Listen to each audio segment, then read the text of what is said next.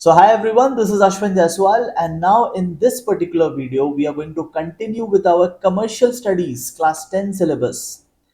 We have already created a playlist जिसमें हमने 10 chapters cover कर लिए थे, and now we are going to cover the remaining chapters. So I'm starting with chapter number 11. Books लेकर आप बैठ जाइएगा एंड जो भी अंडरलाइनिंग जो भी मार्किंग मैं यहाँ स्क्रीन पे दिखाऊंगा वो आपको साथ साथ में करना है. You only need to study those parts. ठीक है, ओके. चलिए शुरू करते हैं. वीडियो अगर अच्छी लगे तो इसको जरूर लाइक करना. अगर आपको मेरे पढ़ाने से हेल्प हो रहा है तो do like this video and do tell me in the comment section कि आपको हेल्प हो रहा है या नहीं. ठीक है, चलिए शुरू करते हैं. Now let us first discuss about this chapter. So in this chapter we are going to discuss three concepts. Number one is recruitment, number two is selection, and number three is training. ठीक है, देखो first let me tell you about selection. What is selection? देखो हमारे organization में staffs होंगे and staffs को हम लोग सिलेक्ट करते हैं. Like there are many people in the world but out of those many people we select a few people to work in our organisation. तो that is selection. But selection करते कैसे हैं? पहले आपको क्या करना होगा? पहले आपको रिक्रूटमेंट करना होगा. What is recruitment? ध्यान से सुनना. रिक्रूटमेंट का मतलब होता है calling all good people to your organization. Now you need only five. ठीक है, how many you need? Only 5 people.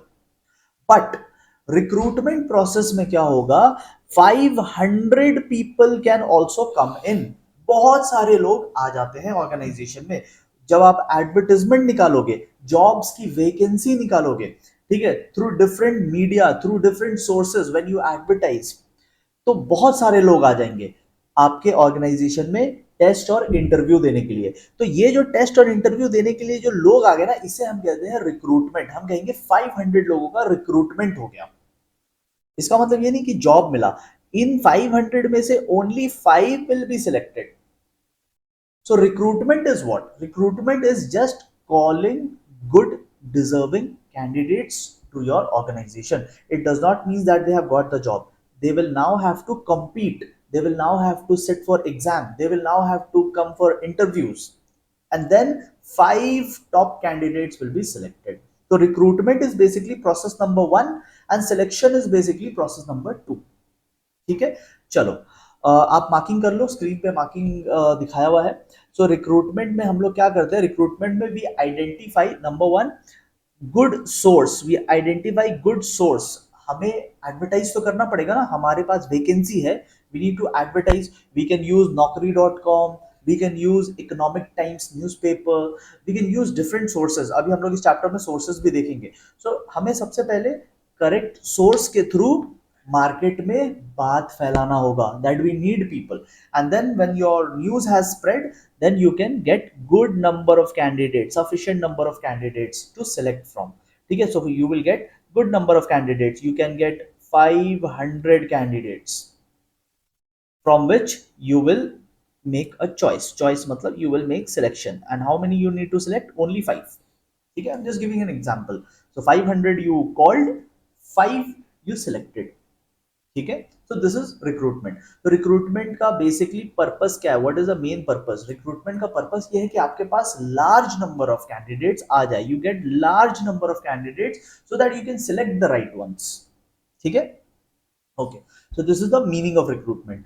आओ अब रिक्रूटमेंट करेंगे कैसे? तो देखो सोर्सेस पे आते हैं. ठीक है, how can we call a large number of candidates? कहां से लोग लाएंगे? देखो इसके 2 सोर्सेस है. एक तो हमारा इंटरनल सोर्स है, one is within the organization, और एक होता है हमारे आउटसाइडर्स. आउटसाइडर्स जो बाहर से आएंगे, एक्सटर्नल कहते हैं इसको. ठीक है, so some people are already working and some people will be called from outside. Let us first discuss the internal ones. तो इंटरनल में आपका बुक 2 बोल रहा है. there are 2 sources. Number 1 is promotion and number 2 is transfer.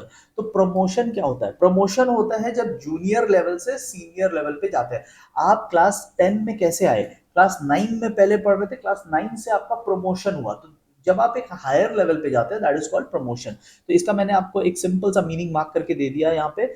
इतना ही आपको exam में लिख के आना है. प्रमोशन में क्या होगा? आप एक हायर पोस्ट में जाओगे जहां हायर स्टेटस रहेगा, आपका इज्जत बढ़ जाएगी और हायर सैलरी भी मिलेगा. तो प्रमोशन में you just climb the ladder, ठीक है। ओके, एंड दूसरा होता है ट्रांसफर। ट्रांसफर में क्या होता है, एक जगह से आपको दूसरी जगह पे भेज दिया जाएगा। मिलिट्री में ऐसा होता है, मिलिट्री में वो कहीं पे उनकी पोस्टिंग होती है, फिर उनको कहीं दूसरी जगह भेज दिया जाता है। इसमें रैंक नहीं बदलता, इसमें सैलरी नहीं बदलती। ट्रांसफर में ओनली द प्लेस चेंजेस, ठीक है। तो जब भी आपके यहाँ वैकेंसी आएगी, ठीक है, let me give you an example. जब भी आपके यहाँ पे वैकेंसी आएगी, let's say we are SBI, ठीक है, let's say we are SBI. तो एसबीआई, स्टेट बैंक ऑफ इंडिया, तो स्टेट बैंक ऑफ इंडिया में मैनेजर की जो पोस्ट है वो खाली है। स्टेट बैंक ऑफ इंडिया में मैनेजर की पोस्ट जो है वो खाली है। तो अब इसको भरने का दो रास्ता है। या तो आप असिस्टेंट मैनेजर को प्रमोट करके मैनेजर बना दो, you promote the assistant manager, या फिर आप दूसरे बैंक ब्रांच के मैनेजर को, ठीक है, सपोज कोलकाता में मैनेजर की जरूरत है, तो आप मुंबई वाले मैनेजर को कोलकाता में ट्रांसफर कर दो। सो ट्रांसफर में your status remains the same, only the place changes, but promotion में your status increases along with your salary. तो I hope I have explained you कि आप कहाँ कहाँ से लोग ला सकते हैं। ये वैकेंसी है, ये वैकेंसी है, और इस वैकेंसी के लिए आप दो जगह से लोग ला सकते हो। लोगों को लाना इज रिक्रूटमेंट। नाउ अगर आपको ये समझ में आ गया, now let us discuss the advantage and disadvantage of this. तो सबसे पहला एडवांटेज क्या होगा इंटरनल सोर्स का, व्हाट इज द एडवांटेज? तो एडवांटेज नंबर वन है, it will boost the employees moral. जो एम्प्लॉइज है वो मोटिवेटेड फील करेंगे, बिकॉज उनको पता है कि अभी वैकेंसी आएगी तो मुझे प्रमोशन मिलेगा, मुझे ज्यादा सैलरी मिलेगी, मेरा स्टेटस बढ़ जाएगा कंपनी में। So it will act as a motivation for me. I will not resign from the company because I know that tomorrow I will get a higher post. Second, retention, employees retain रहेंगे। I will not look for another job because I know that tomorrow I will get more money in this company only. And number three, it is economical because you don't have to advertise anywhere. You don't have to put up an advertisement in newspaper. You don't have to put up an advertisement in naukri.com and various job portals. You don't have to do that. आप अपने ही लोगों को directly transfer कर दोगे, अपने ही लोगों को directly promote कर दोगे। You don't have to spend money on advertisement. So this is economical, this is cheaper. Okay, 2 3 points we'll see advantage ka, and next we will see disadvantage. Now disadvantage pe aate hain. Let's talk about disadvantage. So what are the disadvantage? Number one, limited talent. So when you are transferring people or when you are promoting people, they are already working in your organization, you just shifted them from one place to another. So fresh talent has not come. आपके organisation में कोई fresh talent नहीं आया। बाहर से किसी को लेते, हो सकता है कोई टैलेंटेड पर्सन आता, बट आपने अपने ही वर्कर को एक जगह से दूसरे जगह कर दिया। तो नथिंग न्यू केम इन, ठीक है। Restricted choice, limited choice. If you are going to deal with the people who are already there, मतलब you have very less people to choose from, you have that disadvantage also, ठीक है। Employees will become lethargic. देखो होता है ना, class 9 में आपको batch मिलता है, कुछ लोगों को मिलता है वाइस कैप्टन बनते हैं क्लास 9 में। अब वो उनको पता है कि क्लास 10 में तो कैप्टन बनेंगे ही। Those who become vice captain, उनको बैच मिलता है ना, तो those who become vice captain in class 9, they know that they will become captain in class 10, तो they become very lazy now. उनका हार्डवर्क पूरा क्लास 8 में जितना हार्डवर्क किया था बैच पाने के लिए, अभी वो 9 में उतना नहीं करते क्योंकि दे नो इट, ठीक है ना। तो क्या होता है कि when we know that we are going to get promoted, so they don't prefer to do hard work. And last point, this is not a complete solution because once you shift one person to another place, then that person's place become vacant. You understanding? आपने mister B को mister A के जगह भेज दिया, but mister B का तो place vacant हो गया। So this is not a complete solution. This was about internal source. Now we are going to see some external sources. ठीक है, तो आइए external sources को देखते हैं। Now सबसे पहला external source, you focus only on what I am saying, ठीक है, इधर उधर मत देखना, otherwise you will get confused and you will not even pay attention to what I am saying, ठीक है। ये बहुत इंपॉर्टेंट पार्ट है, यहाँ से एग्जाम में क्वेश्चंस आते हैं, ठीक है। अभी तक अगर आपको समझ में आ रहा है, please like this video, let me know you are liking it, ठीक है, let me know you are understanding it. If you are understanding तो वो भी आप बताना, मैं कैसा पढ़ा रहा हूँ, आपको कैसा लग रहा है, इसके बारे में आप जरूर कमेंट बॉक्स में बताइएगा, ठीक है। when I read those things it motivates me also to make more videos for you, ठीक है। चलो, अगेन आई एम सेइंग, जो point I am discussing you only look at that point, don't look here and there, बाकी markings को अभी मत देखो, ठीक है। Only because your main purpose is not to mark, your main purpose is to understand, ठीक है। So right now we are going to discuss advertising. अरे यार, just give me 1 minute। Yeah right now we are going to discuss advertisement. External source की बात कर रहे हैं। External मतलब ऑर्गेनाइजेशन की बाहर, अभी तक जो आ रहे थे वो इंटरनल थे, पहले से काम कर रहे थे हमारे ऑर्गेनाइजेशन में। Now we are going to deal with outsiders, ठीक है। Now we are going to deal with outsiders. तो एडवर्टाइजमेंट कहाँ करना है? Advertisement we have to advertise in newspapers and magazines, ठीक है। यहाँ पे लिखा ना न्यूज़पेपर्स, जर्नल, जर्नल्स मतलब मैगजीन्स, ठीक है। सो one of the sources of advertisement is this। तो जब भी आपके ऑर्गेनाइजेशन में वैकेंसी आएगी, आप यहाँ पे एडवर्टाइजमेंट डाल दो। पेड फॉर्म ऑफ कम्युनिकेशन है, ठीक है। इसमें लार्ज पूल ऑफ कैंडिडेट्स आ जाएंगे, बिकॉज न्यूज़पेपर्स की सर्कुलेशन पूरे कंट्री में होती है, बहुत लोग न्यूज़पेपर्स पढ़ते हैं, होटल्स में भी न्यूज़पेपर्स रहते हैं, रेलवे स्टेशन में न्यूज़पेपर्स हर जगह है, पीपल फॉलो न्यूज़। तो इससे क्या है कि वाइड सर्कुलेशन हो जाता है, ठीक है। एंड डिटेल इंफॉर्मेशन भी आप डाल सकते हो उसमें, जैसे for example you can write in the advertisement that only commerce students are allowed to participate for the job. Only commerce students, people having commerce background will apply for the job. तो क्या है, जो science वाले हैं, जो arts वाले हैं, वो ऐसे ही अप्लाई नहीं करेंगे। तो इससे क्या होगा,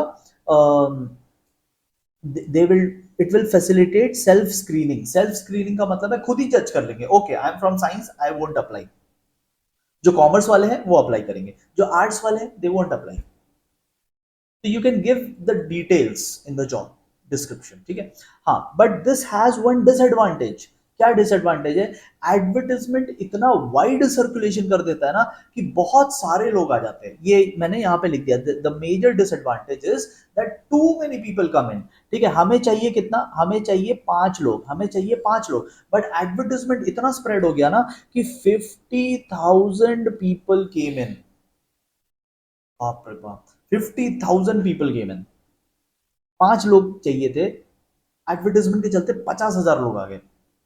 अब इनका एग्जाम लो, इनका इंटरव्यू लो, कौन लेगा इतना? So this is one disadvantage also, ठीक है। Next, employment exchange, you need to pay attention to this employment exchange, ठीक है। अच्छा देखो, जहां जहां एम्प्लॉयर लिखा रहेगा ना, एम्प्लॉयर मतलब कंपनी, कंपनी की बात हो रही है, ठीक है। Okay, now let us try to understand. तो मैं आपको यहाँ नीचे एग्जाम्पल से समझाता हूँ। देखो क्या होता है कि employment exchange is an organization, ठीक है। ये एक सरकारी ऑफिस है, this is a government office, ठीक है। ये एक गवर्नमेंट बिल्डिंग है। अच्छा, अब क्या होगा, एम्प्लॉयर, एम्प्लॉयर यानी कि जो कंपनी है, for example let's say axis bank को एक कैंडिडेट चाहिए, ठीक है। तो एक्सिस बैंक को एक कैंडिडेट चाहिए, तो एक्सिस बैंक वाले आएंगे कहाँ? एम्प्लॉयमेंट एक्सचेंज आएंगे, और एम्प्लॉयमेंट एक्सचेंज को बोलेंगे अगर अकाउंट्स का कोई कैंडिडेट हो तो हमें देना, ठीक है। किसका कैंडिडेट? अकाउंट्स का कोई कैंडिडेट, अकाउंट्स को शॉर्ट में एसी लिखते हैं। तो अकाउंट्स का कोई कैंडिडेट हो तो हमें देना। तो Axis Bank went to employment exchange and they told that we need an accounts candidate. अब क्या है कि बहुत सारे कैंडिडेट्स है यहाँ पे, ठीक है। देयर आर मेनी कैंडिडेट्स जो एग्जाम पास करके आ रहे हैं, डिग्रीज लेकर आ रहे हैं, देयर आर मेनी कैंडिडेट्स। तो कैंडिडेट्स क्या करते हैं? Candidates go to employment exchange, they will all go to employment exchange, all of them, ठीक है। They will all go to employment exchange and they will submit their certificates, they will submit their details, they will do what? They will register themselves, ठीक है। वो क्या करेंगे? they will do what? They will register themselves, ठीक है, अपना registration कराएंगे। तो जो भी स्टाफ्स लोग हैं वो लोग अपना रजिस्ट्रेशन कराते हैं। अब उसमें से क्या है ना, ये वाला जो बंदा है ये अकाउंट्स का काम जानता है। तो एम्प्लॉयमेंट एक्सचेंज क्या करेगा, ये फर्स्ट कैंडिडेट का डिटेल जो है ये एक्सिस बैंक को फॉरवर्ड कर देगा कि we have got one candidate, ठीक है, जो अकाउंट्स का है, so you can consider this candidate. तो एम्प्लॉयमेंट एक्सचेंज क्या करता है? जॉब सीकर्स से इंफॉर्मेशन लेता है एंड जॉब सीकर्स का इंफॉर्मेशन कंपनी को दे देता है। दिस इज बेसिकली एक्सचेंज का काम, एम्प्लॉयमेंट रिलेटेड एक्सचेंज का काम कर रहा है। इससे इंफॉर्मेशन लिया, दूसरे को इंफॉर्मेशन दिया, ठीक है, इससे अकाउंट्स का इंफॉर्मेशन लिया और वो अकाउंट्स का इंफॉर्मेशन इस कंपनी को फॉरवर्ड कर दिया। This is the job of employment exchange. It is a government body, ठीक है। तो फीस भी बहुत कम लगता है एंड जो कुछ कैंडिडेट्स होते हैं ना पुअर कैटेगरी के, उनका फीस भी नहीं लगता है, ठीक है। ओके, नेक्स्ट आता है placement agency. Point number 3 is placement agency. So placement agencies क्या होता है? बेसिकली देखो, again similar to Axis Bank वाला स्टोरी। बेसिकली मान लो मुझे कैंडिडेट चाहिए, ठीक है, मैं एक एम्प्लॉयर हूँ, I am a company, I run a company, I need one good candidate. ध्यान से सुनना, ध्यान से सुनना, ठीक है, फुल अटेंशन। देखो, I need a good candidate, तो what will I do? I'll go to a placement agency, ठीक है, I'll go where? I'll go to a placement, these are private organization, बहुत सारे होते हैं, आप गूगल करोगे आपको बहुत सारे मिल जाएंगे placement agencies.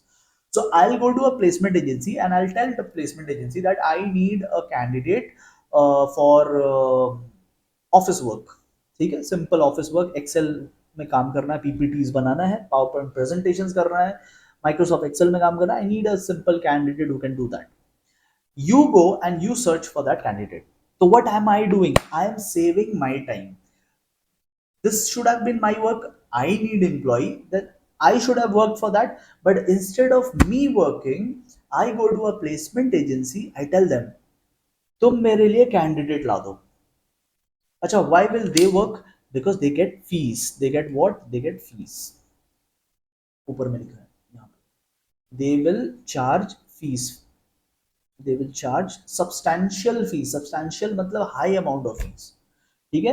तो you can hire a placement agency, the placement agency will find candidates for you, you don't have to put up advertisement, you don't have to go anywhere, you don't have to conduct exam, you don't have to take interviews, nothing, placement agency will do it for you. So this is also a good source of getting candidates.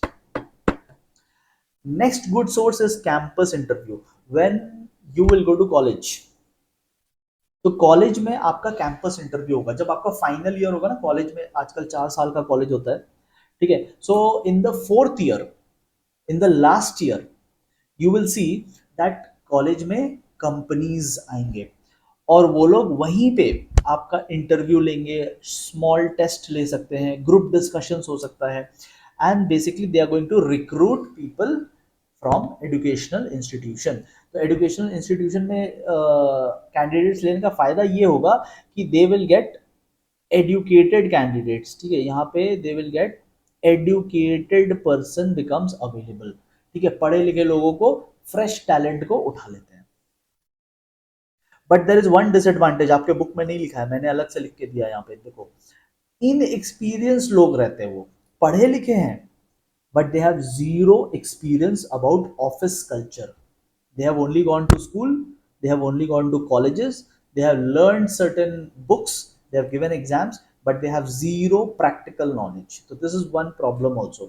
आपके book में नहीं लिखा है, ठीक है, मैंने इसको यहाँ पे लिख के दिया है, inexperience.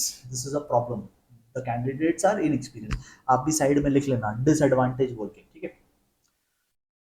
Okay, point number 5 is recommendation, ठीक है। देखो, इंडिया में there are many family owned business, concerns का मतलब बिजनेस। तो इंडिया में there are many small businesses जो परिवार का ओन्ड बिजनेस होता है, not a very corporate kind of business, small business होता है, कपड़े का दुकान हो गया, ये छोटा मोटा कोई ऑफिस हो गया, ठीक है।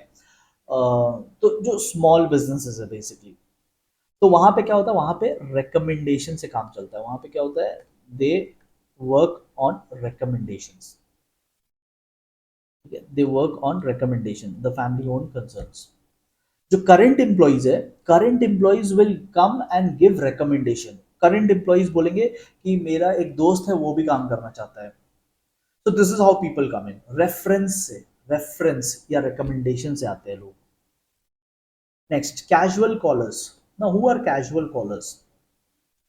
कैजुअल कॉलर्स जैसे कि होता है अनसॉलिसिटेटेड, मतलब अनकॉल्ड, इनको किसी ने बुलाया नहीं।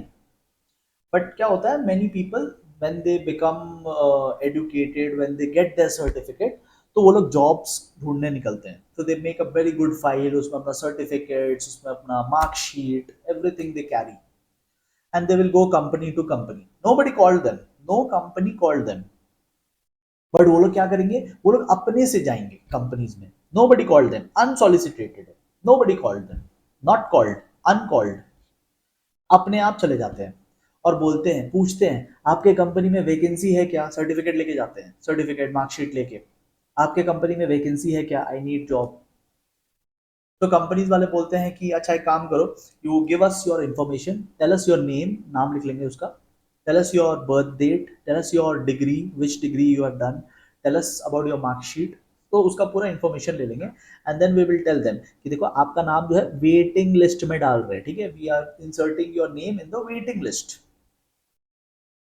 जब बाद में रिक्वायरमेंट होगा will contact you, because right now there is no job, you have come without even calling. So no problem. If you have come, give us your information. We will call you in future if needed. These are what casual callers.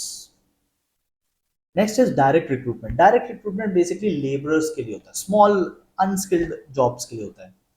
तो company में क्या होता है, company में notice board रहेगा, notice board, या फिर company में फैक्ट्री गेट होता है, इसको फैक्ट्री गेट रिक्रूटमेंट भी बोलते हैं, recruitment at factory gate.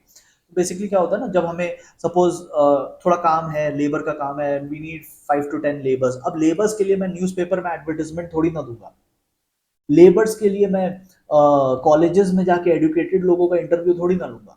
Labours तो ऐसे ही मिल जाते हैं ना, चलते फिरते इधर घूमते रहते हैं, तो लेबर्स के लिए इतना we don't go for big sources. तो लेबर्स के लिए क्या करेंगे, गेट पे, फैक्ट्री के गेट पे नोटिस लगा देंगे, कंपनी के नोटिस बोर्ड पे नोटिस लगा देंगे that we need 10 people for 1 month. ये नॉन परमानेंट जॉब है, these are not permanent jobs, these are non permanent jobs, and these are not very high skilled jobs, these are very low skilled jobs. तो factory gate पे, notice board पे notice लगा देना, and then जो अपने labours है उन्हीं को बोल देंगे कि कल जब आओगे तो अपने दोस्त को भी लेते आना, we need 10 people, bring them for 1 month, will give them good money for 1 month.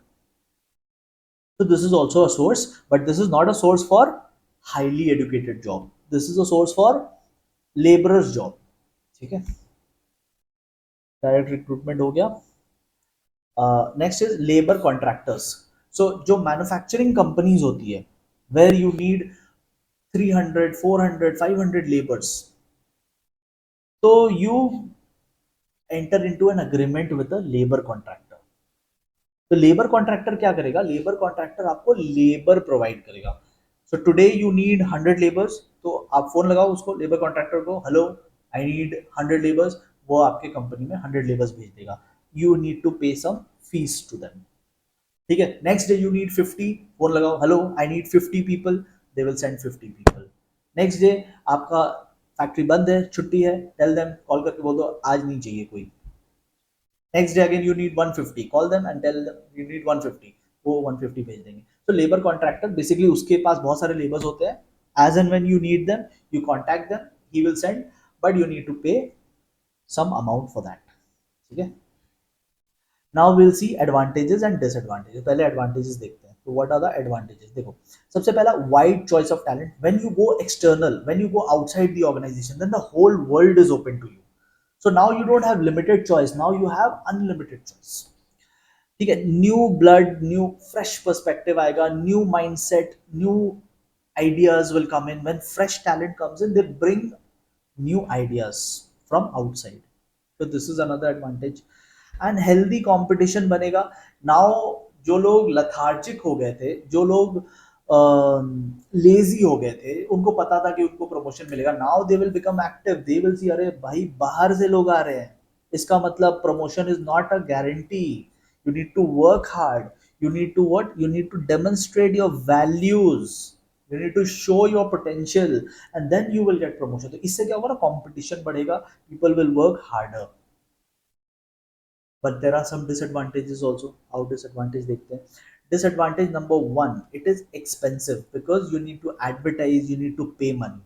ठीक है, मतलब इसमें तो आप जो भी करोगे ना, every, वो फैक्ट्री गेट वाला छोड़ के, फैक्ट्री गेट वाला छोड़ के, in every place you need to spend money. Next is some employees may get disheartened, उनको लगेगा कि यार I work so hard for this organization, and जब प्रमोशन का टाइम आया तो बाहर से लोग ले आए, I work so hard for 5 years, and अभी जो प्रमोशन का टाइम आया they called somebody from outside external, तो इससे क्या होगा, people may get disheartened and या फ्रस्ट्रेशन हो सकता है, फ्रस्ट्रेशन हो सकता है बिकॉज पीपल विल थिंक ना कि अरे इतना दिन से I was working hard, we were working hard, all the current employees, and now they are bringing from outside, so this will increase frustration. ऐसा भी हो सकता है. It is time consuming because you need to conduct test, you need to conduct interviews, you need to give time, you need to advertise, उसमें time लगता है, so it is a long lengthy process. ठीक है, so this is all about recruitment. इसके अलावा recruitment में कोई topic नहीं है. ठीक है, methods of recruitment is not there in the syllabus. Good news, not there in the syllabus. You don't need to waste time on this. ठीक है, next we will move to selection topic. Alright everyone, so now we are going to look at selection portion. देखो मैं video भी जब record करता हूँ ना, I take breaks because break लेने से एफिशिएंसी बढ़ती है. तो सिमिलरली जब आप लोग भी पढ़ रहे हैं ना, आप लोग एक पर्टिकुलर कॉन्सेप्ट खत्म होने के बाद थोड़ा सा छोटा सा एक ब्रेक ले लिया करो. इससे क्या होगा, आपकी एनर्जी लेवल अच्छी बनी रहेगी. ठीक है, so I also record in patches and you should also study in patches. ठीक है, चलो सबसे पहले now we are going to discuss in this section about selection. तो सिलेक्शन क्या है, सिलेक्शन रिक्रूटमेंट के बाद का प्रोसेस है. ठीक है, देखो क्या होता है, व्हेन वी मेक रिक्रूटमेंट, तो रिक्रूटमेंट में क्या होता है, रिक्रूटमेंट में तो कितने भी लोग आ सकते हैं, right, we can have 500 people also. But अभी हम लोग क्या करेंगे, इसमें से we are going to select only 5. We are going to select how much, we are going to select only 5. तो what we are going to do, yeah, what we are going to do now, we are going to basically reject 495 people. तो selection में actually क्या हो रहा है, rejection हो रहा है. यू कैन सी कि हम लोग एक्चुअली में लोगों को हटा रहे हैं. 495 people are getting eliminated and that is why आप देखोगे मैंने अंडरलाइन करके रखा है, सिलेक्शन को हम लोग एक नेगेटिव प्रोसेस बोलते हैं. This is called a negative process because people are getting eliminated. Recruitment को क्या बोलते हैं, positive process. It is called what, recruitment is called what, positive process. This is called positive process.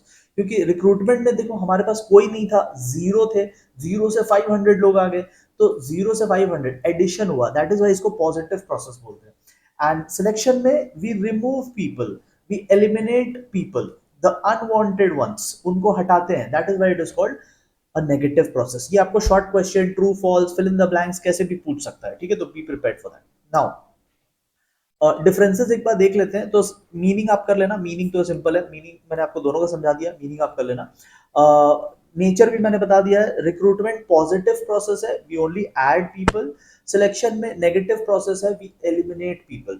ठीक है, aim, recruitment का aim था कि large pool of candidates आ जाए, हमारे पास अच्छे खासे लोगों की टीम हो जाए जिसमें से we will select the good once.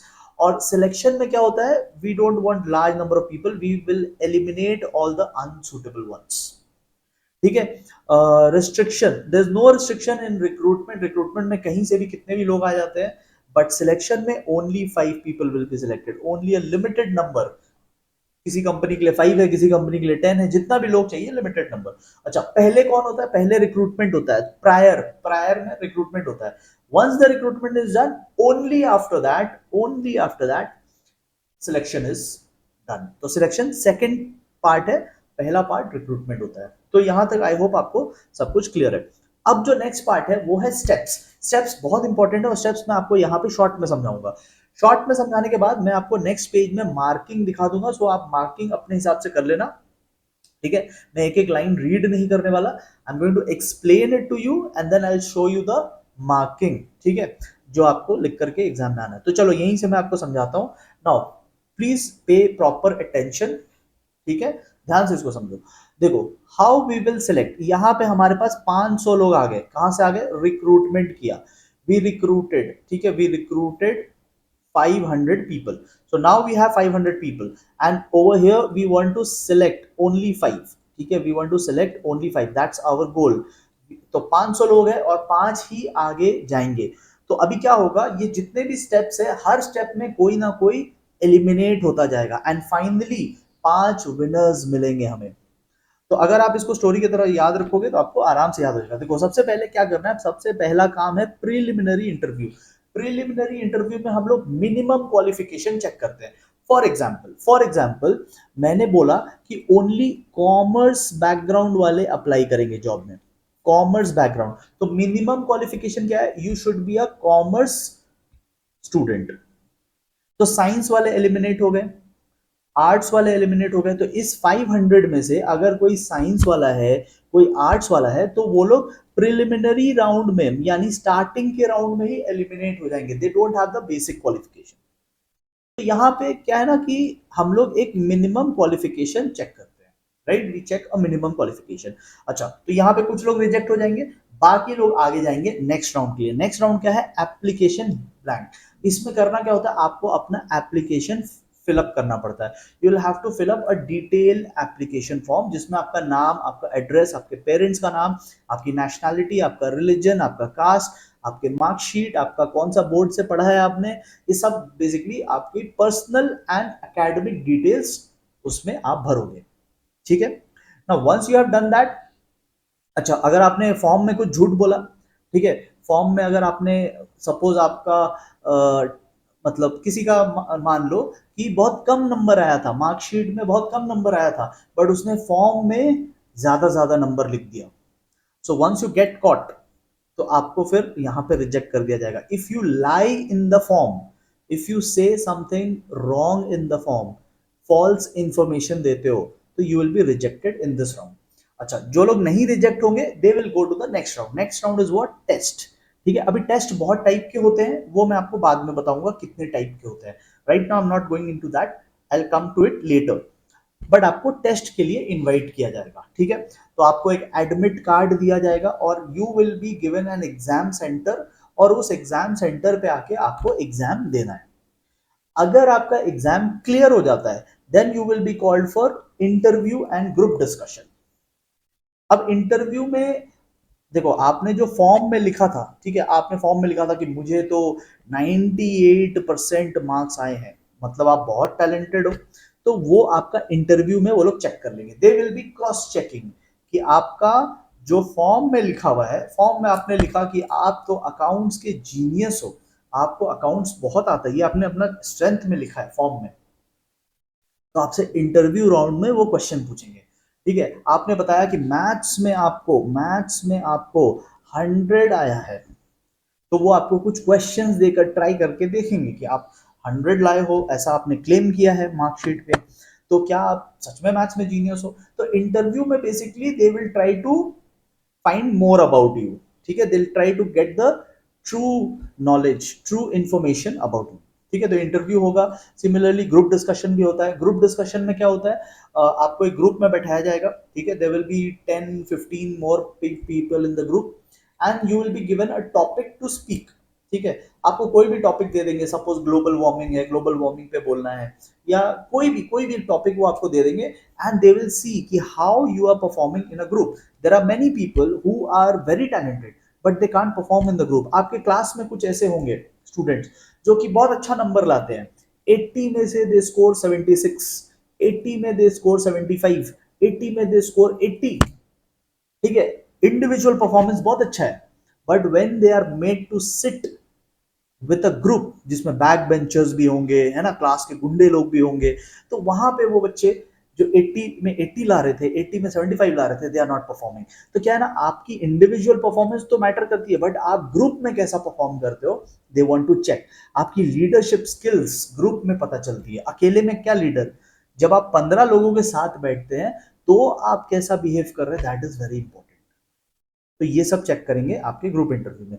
अच्छा, अब इंटरव्यू हो गया, ग्रुप डिस्कशन हो गया, नेक्स्ट जो लोग ये राउंड क्लियर कर लेंगे they will go for a medical test. आजकल medical test most of the places में होता है। ठीक है, बेसिकली आपको कहीं पे जाके अपना ब्लड टेस्ट करवाना पड़ेगा एंड कुछ बेसिक टेस्ट वगैरह करवानी पड़ेगी, just to show them that you are physically fit, कहीं आपको ऐसी तो कोई बीमारी नहीं है कि आप आके सबको स्प्रेड कर दो, पता चला आपके आते ही पूरी कंपनी बीमार पड़ जाए, ठीक है, पूरी कंपनी ही बंद हो जाए। That is why all the candidates who have cleared the test, who have cleared the interview, who have cleared the group discussion, they will have to do a medical test also, because we want only physically fit people in our organization, ठीक है। Okay, next आता है reference. Reference में क्या होता है, आपको two people का, you have to give details about two people, ठीक है, दो लोगों का आपको डिटेल देना पड़ेगा, WhatsApp number, phone number, email ID देना पड़ेगा, जिसमें क्या होगा, कंपनी वाले फोन लगा करके आपके बारे में थोड़ा जानने की कोशिश करेंगे, ठीक है, कि because the company does not know you, you have filled an application form, you have given your information in the application form, they have taken interviews and all, that is fine, but they may need some additional information, तो वो आपको बोलेंगे कि आप किसी भी दो लोगों का नंबर दो, तो आप दो लोगों का नंबर दे दोगे तो कंपनी वाले फोन लगा के कभी आपके बारे में जानकारी ले सकते हैं, ठीक है। But this is not a very full proof kind of step, because you will give phone numbers of people who will speak good about you, ठीक है, आप कोई दुश्मन का तो नंबर दोगे नहीं, आप अपने दोस्त लोगों का नंबर दोगे तो आपका दोस्त तो आपके बारे में अच्छा ही बोलेगा, आप बोलोगे सर हमारा दोस्त तो पीछे पीछे क्या क्या बोलता है हमारे बारे में, ठीक है, तो चलो आपका दोस्त का बात नहीं हो रहा, but generally people will give information about those people who will speak only in favour of us, ठीक है। चलो ये सब हो गया, अब आपका फाइनल अप्रूवल आएगा। फाइनल अप्रूवल में भी जब मैं आपको मार्किंग्स दिखाऊंगा तो वहां पे ना प्रोबेशन पीरियड की बात की गई है। What is probation period? Probation period होता है टेम्पररी पीरियड, तो आपको ना 1 या 2 इयर्स का प्रोबेशन में रखेंगे, मतलब वी विल, मतलब देखो क्या है कि we you have cleared the interview, you have given a good test, you medically भी फिट हो, रेफरेंस में भी कुछ नहीं निकला, ठीक है, but we want to still not make a confirm decision, ठीक है, we want to see you working for 1 और 2 ईयर, 1 और 2 ईयर के बाद हम आपको परमानेंट करेंगे।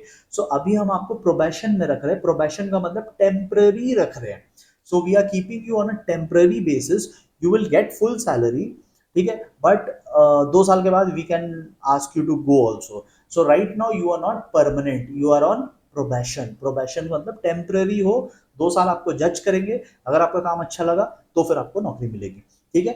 एंड फाइनली जब आपको मतलब टर्म्स एंड कंडीशन आपको फुलफिल हो गया, आपने एग्रीमेंट पेपर पे साइन कर दिया, तो लास्ट स्टेप इज कि आपको प्लेसमेंट कर दिया जाएगा। प्लेसमेंट मतलब they will send you to the right place. Suppose आप अकाउंट्स की जॉब के लिए आए हो तो आपको अकाउंट्स डिपार्टमेंट में बैठा देंगे ले जाकर, that is placement. So this is how steps staffing is done. In each step the uneligible, ineligible या फिर जो अनवांटेड कैंडिडेट्स है वो सब रिजेक्ट होते जाते हैं, and finally we will select only that many people whom we actually require, ठीक है। तो इस पार्ट को जो मैंने समझाया, इस पार्ट को आप एक बार और डिटेल में रिवाइंड करके देख सकते हैं, 2-3 बार देखने वाली चीज है, ये एक बार देखने वाली चीज नहीं है, ठीक है। चलो जल्दी से आप वीडियो को पॉज करके स्क्रीनशॉट ले लेना एंड ये मार्किंग कर लो, ठीक है। सो आप स्क्रीनशॉट लेके मार्किंग कर लो।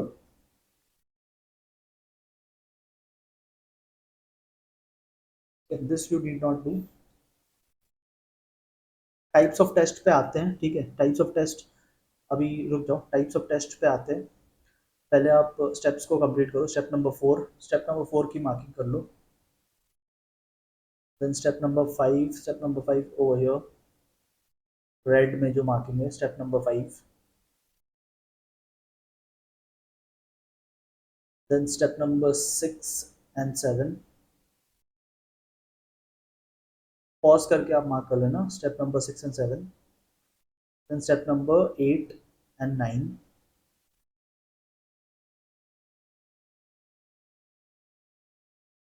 Now let me discuss the types of test. तो जब आपको टेस्ट के लिए बुलाया जाएगा, जब आपने फॉर्म फिलअप कर दिया और आपको टेस्ट के लिए बुलाया जाएगा, तो कितने टाइप्स के टेस्ट होंगे? So one type of test can be intelligence test. वो आपका मल्टीपल टेस्ट ले सकते हैं, कोई एक टेस्ट भी ले सकते हैं। इंटेलिजेंस टेस्ट में क्या देखा जाएगा? आपकी माइंड कितनी शार्प है वो देखा जाएगा, आपकी रीजनिंग स्किल्स, आपकी कॉम्प्रिहेंशन स्किल्स, कोई चीज को अंडरस्टैंड कितना करते हो। कॉम्प्रिहेंशन का मतलब होता है अंडरस्टैंडिंग।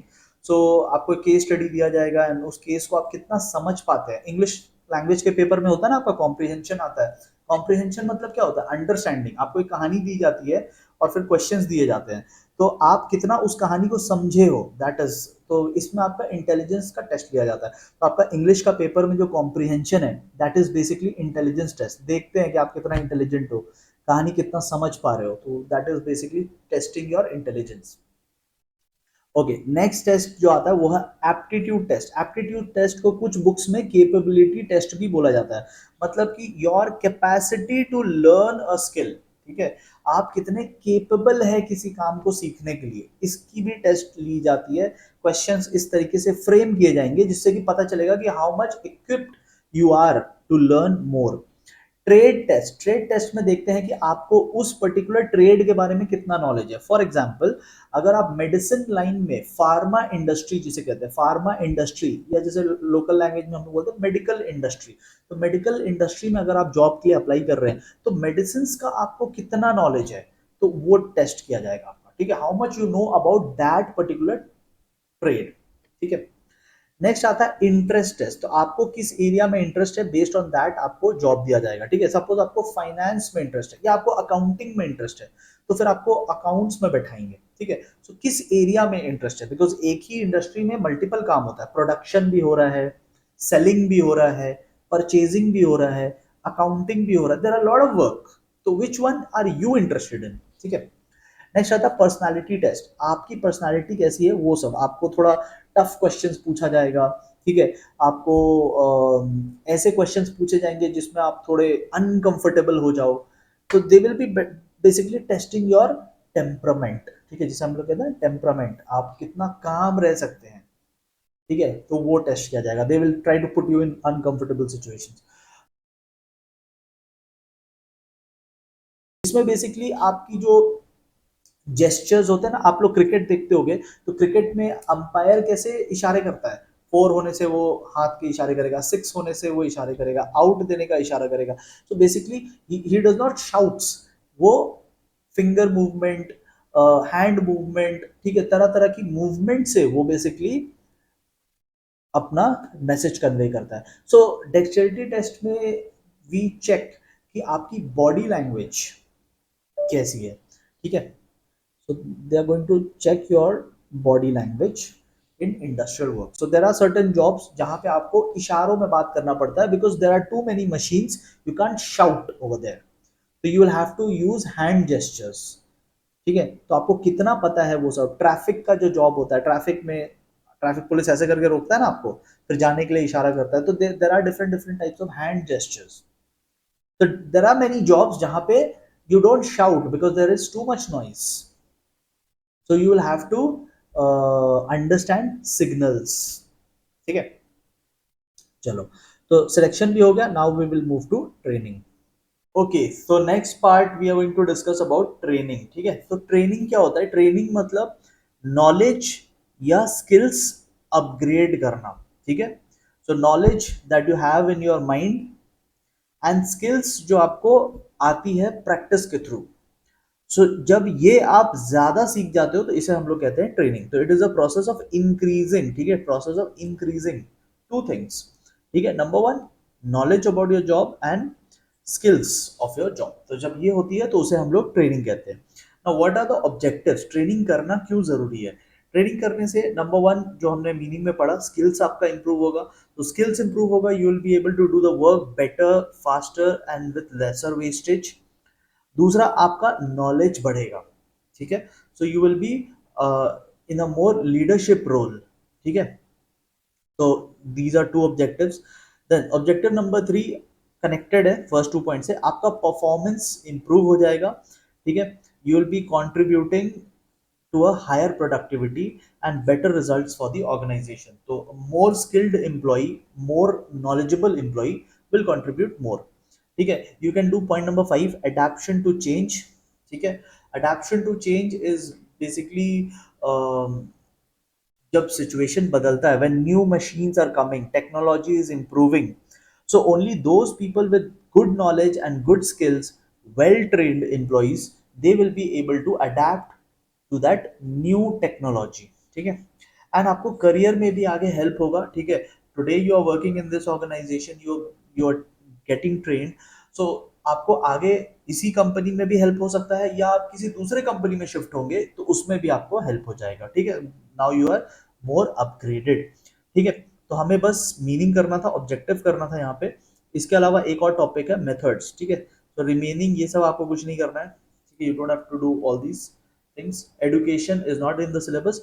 ट्रेनिंग एंड डेवलपमेंट आप नॉलेज के लिए एक बार पढ़ सकते हो। ट्रेनिंग जो होता है वो जॉब रिलेटेड होता है, डेवलपमेंट जो होता है वो करियर रिलेटेड होता है। Development is for your future, ठीक है। ट्रेनिंग शॉर्ट होता है ड्यूरेशन, ठीक है। Training can be 3 days training also, but development क्योंकि आपका फ्यूचर के लिए है तो development is an on going process, ठीक है। तो बस इतना एक बार आप कर सकते हो। Importance of training is not there in the syllabus, ठीक है। Types of training again not there in the syllabus, syllabus में नहीं बोला हुआ है। Preparation of a training program is not there in the syllabus, a lot of things not there. Methods आपके syllabus में है। Methods हमारा इस चैप्टर का लास्ट टॉपिक भी है, ठीक है। So pay very careful attention.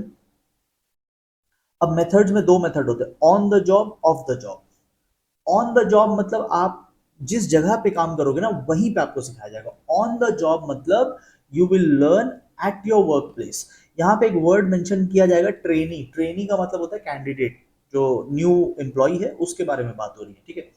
So on the job में you will be learning the work at the place of work, end of the job में you will be learning the work somewhere else, ठीक है। On the job जो होता है ना ये more practical होता है, ये ज्यादा प्रैक्टिकल ओरिएंटेड होता है, प्रैक्टिकल, ठीक है। और जो ऑफ द जॉब होता है ये इसमें आपको ज्यादा थियोरी सिखाई जाएगी मोस्टली, ठीक है। On the job is more practical. चलो अब इसको थोड़ा डिटेल में एक बार हम लोग देख लेते हैं। सो ऑन द जॉब में क्या क्या आएगा, लेट्स सी। सबसे पहले आता है जॉब इंस्ट्रक्शन ट्रेनिंग, इसको हम लोग स्टेप बाय स्टेप ट्रेनिंग भी बोलते हैं।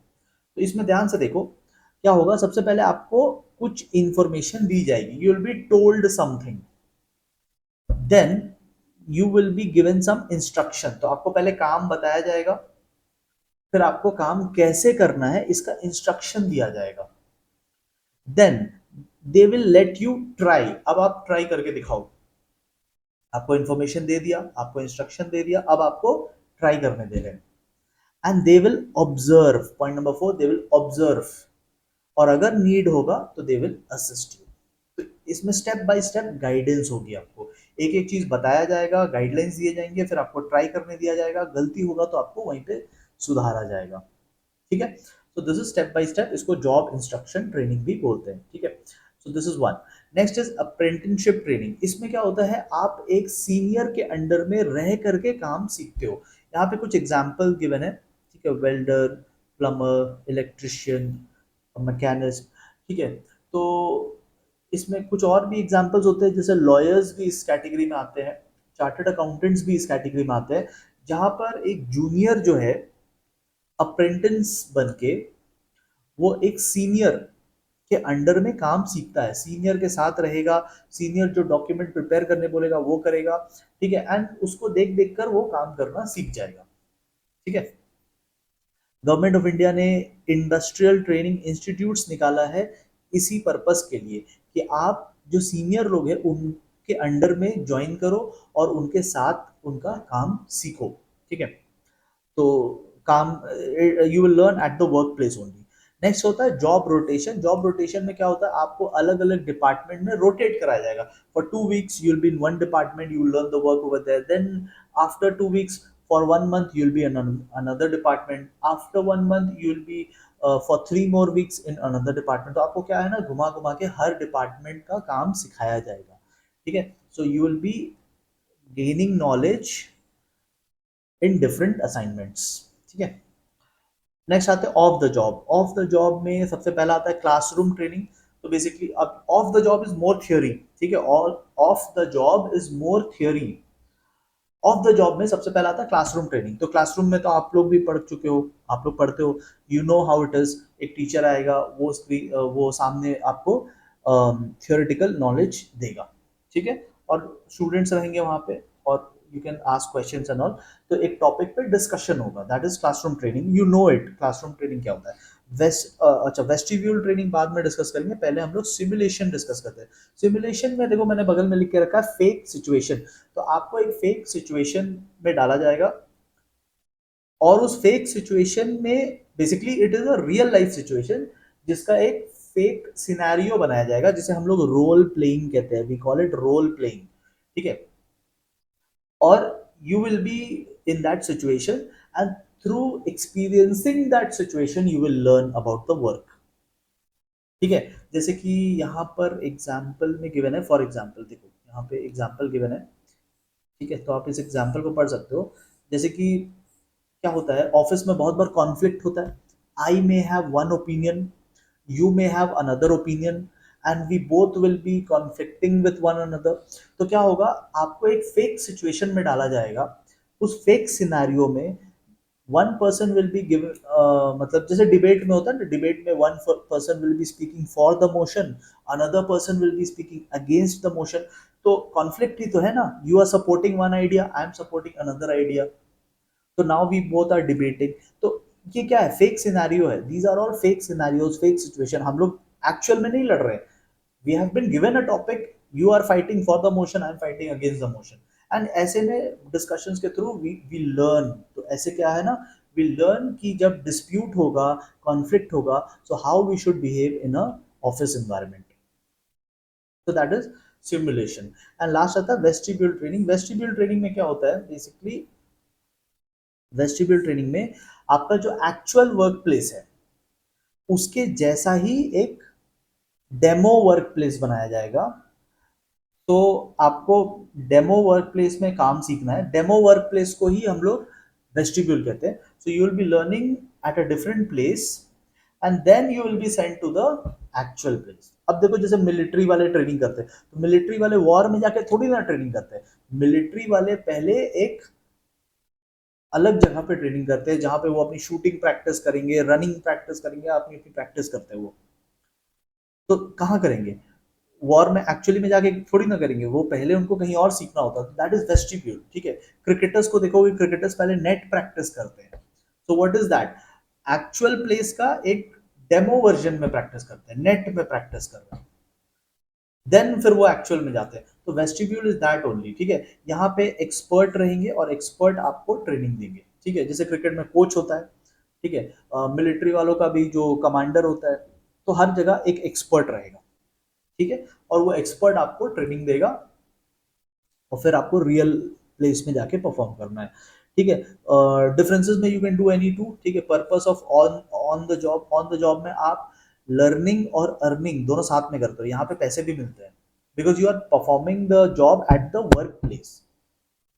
तो आप काम करते करते सीख रहे हो, तो काम कर रहे हो तो आपको पैसे मिलेंगे। ऑफ द जॉब में क्या है ना, थियोरी सीख रहे हो, क्लासरूम में बैठे हो, सुन रहे हो लेक्चर, तो you are learning only, not earning. And on the job is practical, off the job is theory, more theory. ठीक है, so with this we have completed this chapter. आपको ये चैप्टर कैसा लगा आप जरूर बताना कमेंट सेक्शन में, डू कमेंट। एंड वीडियो को अगर आपको अच्छा लगा है तो वीडियो को प्लीज लाइक कीजिएगा। We will meet very soon with chapter number 12। Thank you so much everyone.